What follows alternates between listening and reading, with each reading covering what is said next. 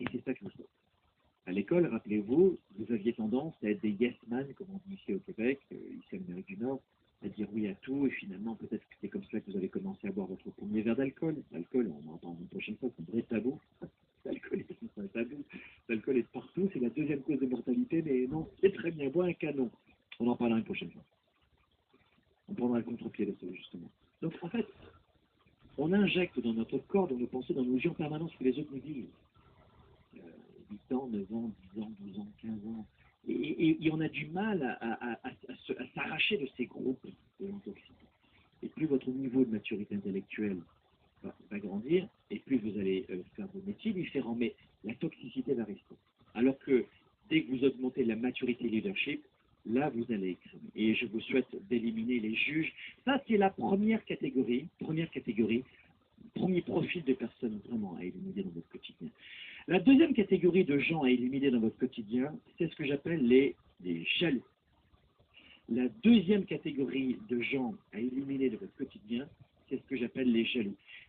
Je ne sais pas si vous avez des jaloux dans votre quotidien, autour de vous, mais c'est le deuxième profil que vous devez éviter, dont vous devez vous détourner au maximum. Les jaloux.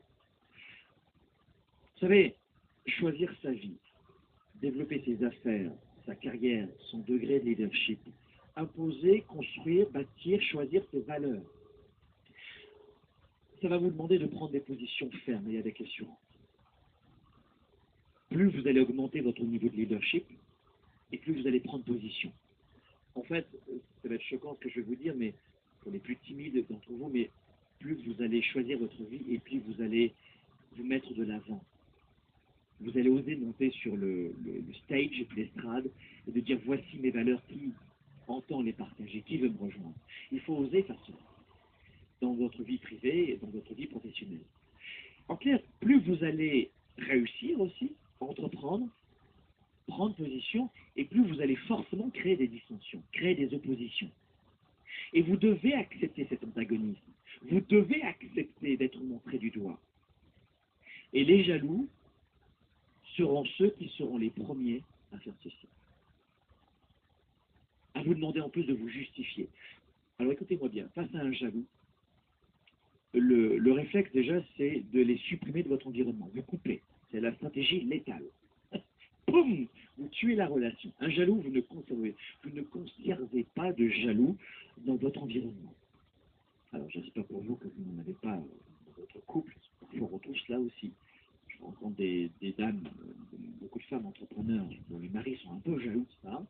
On voit un mauvais égo de leur virilité et ils font en sorte de saboter un petit peu la démarche. Boum, ça c'est interdit. Et puis on retrouve la même chose de l'autre côté, où il y a un monsieur qui doit entreprendre, et puis la dame, pour X raisons, parce que le projet de vie, c'était pas prévu avant le mariage, elle veut qu'il rentre plus tôt, en fait elle veut qu'il gagne de l'argent, mais non, écoutez, on en reparlera une prochaine fois ça aussi, mais restons focusés sur la toxicité, ça ne fonctionne pas. Donc la jalousie, j'espère qu'elle n'est pas dans vos couples, c'est certain, mais dans votre environnement, vous coupez. Vous n'avez pas besoin, je répète, vous n'avez pas besoin, je répète, vous n'avez pas besoin d'entretenir une relation, quelle qu'elle soit, avec une personne jalouse de vous, de votre démarche, de vos projets, et même de votre présent. Vous ne pouvez pas maintenir un jaloux dans votre environnement. En tout cas, je vais vous dire un truc, si vous avez un jaloux dans votre environnement, vous devez accepter d'être parasité en vous. Vous devez accepter de risquer de changer de forme. Une personne jalouse, bien souvent très intelligente également, très cognitive, les jaloux sont souvent très cognitifs. Quand c'est de l'ordre émotif, on a moins de toxicité. Le jaloux le plus dangereux, c'est le profil de cet homme ou cette femme très intelligent sur le plan cognitif qui va tout vous démonter votre projet. Donc ça, c'est le profil numéro 2, c'est le jaloux. Profil numéro 3, de personnes toxiques à évincer de votre environnement, c'est ce que j'appelle le contrôleur. Alors le contrôleur, je l'adore. Pas du tout. Le contrôleur. En anglais, on dit le control freak.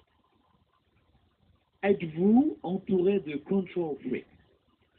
Parce que dans une équipe, un control freak, un contrôleur dans une équipe, ça fait un carnage. Au travail, autant dans la vie privée, ça devient rapidement un déséquilibre et on peut rapidement être décontenancé face à un contrôleur qui vérifie tout ce que l'on fait.